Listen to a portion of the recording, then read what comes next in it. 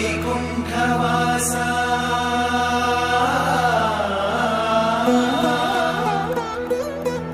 తిరుమలేశా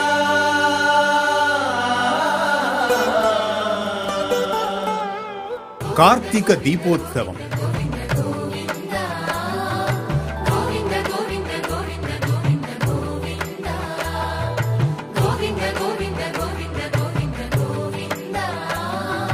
ఈ నెల 15వ తేదీ సాయంత్రం 5 గంటలకు తిరుమల నుండి ప్రత్యక్ష ప్రసారం. శ్రీ వెంకటేశుడు శ్రీపతియుని ఇతడే, పావనపు వైకుంఠపతియును ఇతడే.